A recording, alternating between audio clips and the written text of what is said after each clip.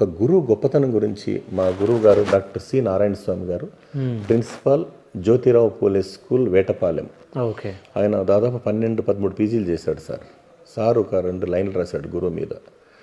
ఆయన విజ్ఞానమనే జ్యోతులను వెలిగించి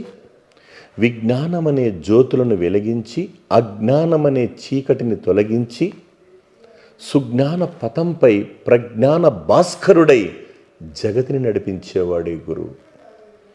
గురువు మన జ్ఞాన దాహాన్ని తీర్చే రక్షిత మంచినీటి చెరువు. గురువంటే తెలుసుకో, గుండెలోనే దాచుకో, అక్షర బ్రహ్మనిపుడు ఆత్మలోనే తలుచుకో. దేవుని కంటే గురుదేవుడే గొప్పవాడని సాందీపని పాదాలు స్పృశించి సర్వ జగతికి చాటాడు సర్వజగద్రక్షకుడు. సీతమ్మ తల్లిని శ్రీరామచంద్రుడి చేతిలో పెట్టే ముందు జనక మహారాజు ఒక మాట అన్నాడంట, అయ్యా రామచంద్ర, మీరు శివధనస్సుని ఇరగొట్టారనో, దశరథ మహారాజు బిడ్డనో, కోసల దేశాధినేత బిడ్డనో నా బిడ్డని మీకు ఇవ్వలేదు.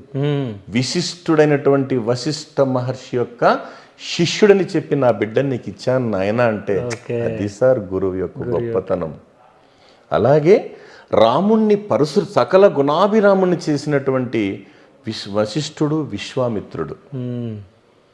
అలాగే శ్రీకృష్ణుని పరంధాముని చేసినటువంటి సాందీపని మహర్షి గారు. అర్జునుని సర్వశ్రేష్ఠ ధనుర్ధారిని చేసినటువంటి ద్రోణాచార్యుడు. అలాగే ఇలా అంటే గురువుల గురించి మనం చెప్పుకుంటూ పోతూ ఉంటే సార్ ఎంతోమంది ఇప్పుడు మనం వాళ్ళని వెలకట్టలేము. అంటే గురువుల యొక్క స్ఫూర్తి ఇప్పుడు అంతెందుకు సార్, వెంకటేశ్వర స్వామి దగ్గరికి అన్నమయ్య గారు వెళ్ళి గురువుగారు మీ వల్ల నాకు ఎంత మంచి పేరు వచ్చింది తెలుసా అని అడిగితే, నాయన అన్నమయ్య, మీరు నా పైన నువ్వు అంటే 32,000 సంకీర్తనలు రాశావు కాబట్టి నాకు అంత మంచి పేరు వచ్చిందని చెప్పాడు గురువుగారు. శిష్యుడైన అన్నమయ్య గారు ఏమన్నారు, మీరు ఉండబట్టే కదా నేను రాసింది. లేదు నువ్వు రాస్తే నాకు పేరు వచ్చింది, మీరు అంటే ఉండబట్టే కదా పేరు వచ్చిందంటే ఎంత గొప్పతనం సార్ ఇది. అందుకే ఒక మాట ఏమంటే సార్, ఒక గొప్ప విషయం ఏమంటే తల్లిదండ్రుల ద్వారా ప్రసాదితమైన ఆస్తి అది నీకు ఏనాడైనా పలుకుతుంది స్వస్తి. గురుదేవుల ద్వారా సంతృప్తిప్తమైన ఆస్తి అది కలకాలం చేస్తుంది నీతో దోస్తి.